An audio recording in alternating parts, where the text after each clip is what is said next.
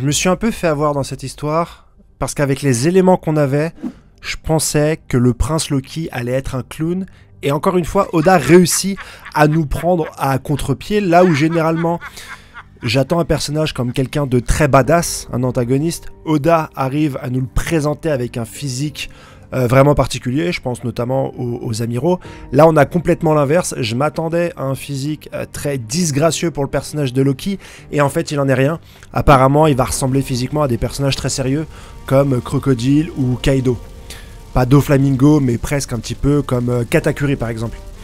Bienvenue dans cette vidéo du résumé complet du chapitre 1130 de One Piece où Oda, encore une fois, nous prend à contre-pied feinte de frappe. Si tu aimes ce genre de vidéo, mon frérot, comme d'habitude, tu t'abonnes à la chaîne. On est presque à la moitié de l'objectif des 50 000 abonnés. On touche du doigt les 45 000. Donc si tu aimes ce genre de travail, mon frérot, n'hésite pas à te manifester en cliquant sur le bouton abonner, à mettre la petite cloche pour avoir les informations en direct du moment où je sors une vidéo, à mettre un petit pouce bleu parce que ça pousse un petit peu la vidéo, ça la montre un petit peu dans le classement, et bien sûr à me donner ton avis en commentaire, mais ça tu as l'habitude de le faire pour me clasher sur One Piece. Mon frérot, bienvenue dans ce dernier chapitre avant les 2 semaines de pause. Nouveau hiatus d'Eiichiro Oda, il y a plein de choses qui se passent à ce niveau-là. Hein. L'anime va avoir une pause de 6 mois, le manga de 2 semaines, et comme à un petit peu de coutume, comme à son habitude, Eiichiro Oda va nous faire un chapitre assez palpitant. Le chapitre commence avec plusieurs personnages de l'équipage de Ajrudin, de Rhodes, qui vont aller vers le château du faux dieu soleil pour un peu enquêter parce qu'ils savent que celui-ci manigance quelque chose concernant les Mugiwara. Ils ont vu un petit peu le corbeau géant aller vers ce château de Lego et ils se disent bon, faut qu'on aille là-bas voir un petit peu ce qu'a fait ce grincheux. Rhodes étant le cartographe un peu de l'équipe, et au même moment t'as donc Luffy et son équipage, hein, Zoro, Sanji, Nami, qui arrivent à sortir de ce château de Lego pour découvrir le vrai Elbaf.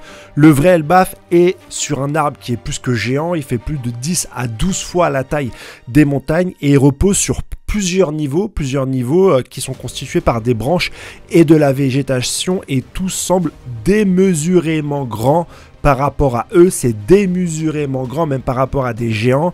Et tu as beaucoup de phases un petit peu de contemplation sur Elbaf. On va pas s'attarder dessus sur une vidéo résumée complète parce qu'on n'a pas les images sous les yeux. Mais à ce même moment, Luffy et les plus grands combattants de cet équipage ressentent qu'il y a une énergie, un cri d'une personne qui est vraiment très puissante. Il l'avait déjà senti dans le monde des Lego, mais là voilà, c'est le moment, comme ils sont à l'extérieur, d'aller un petit peu enquêter là-dessus, et Luffy va directement sauter de la branche pour aller dans la forêt et directement voir un peu d'où vient cette énergie surpuissante.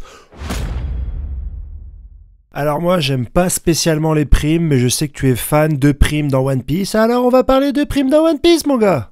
Au même moment, on a une coupure sur le bateau de Druggy et Broggy, qui ont des informations du reste du monde à travers les médias, à travers les journaux, et ils vont avoir cette belle prime d'1,8 milliard. Donc aujourd'hui, si t'as pas une prime d'1 milliard, tu n'es plus personne. On est sur des mesures complètement différentes des primes de l'époque. D'ailleurs, on dit que oui, avant cette prime-là, vous étiez à 100 millions. Le jump 100 millions, 1,8 milliard est énorme, et on l'explique par le saccage d'Ex-Id de la part des 2 géants, et que Luffy aurait tué le Dr Vegapunk. Par contre, on ne nous dit pas si lui, sa prime a augmenté.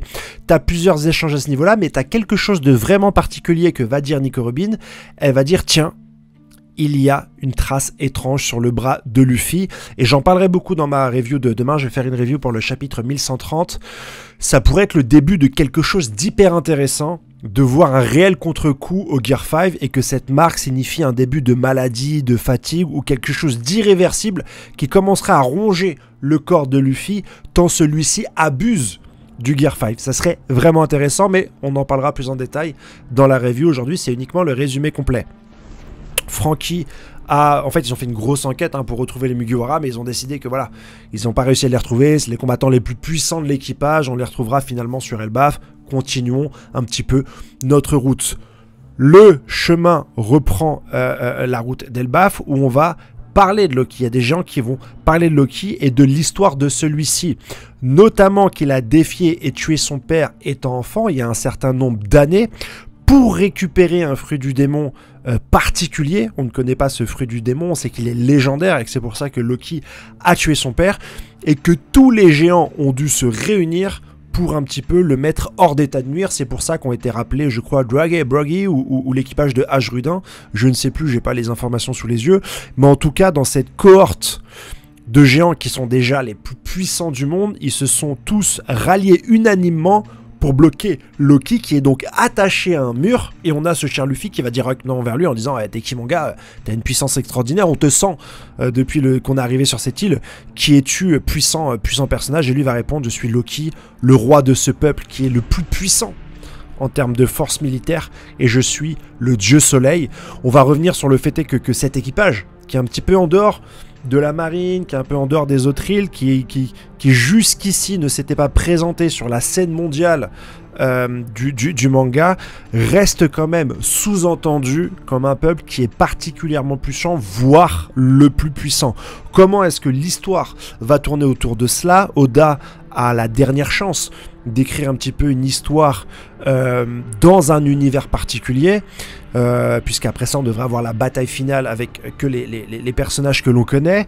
Ce peuple qui est le plus fort, quels enjeux vont-ils avoir directement sur cette île? Est-ce que les enjeux vont avoir un impact au niveau du monde, du lore de One Piece? C'est tout ce qu'on va essayer de déchiffrer, de découvrir dans ma vidéo review, et de pouvoir anticiper un petit peu comment Oda va tourner cela. Est-ce que ça va être comme Ex-Id, une histoire qui va s'entremêler des intrigues du monde, ou est-ce qu'on va avoir comme Wano Kuni et Dressrosa et toutes les îles précédentes, une histoire un peu fermée sur elle-même dans cet univers qui a énormément de choses à nous proposer? On a également le nouvel orthographe d'Elbaf, on en parle, n'hésitez pas à me donner vos commentaires. Oda nous sublime d'un dernier chapitre avant cette petite pause de 2 semaines.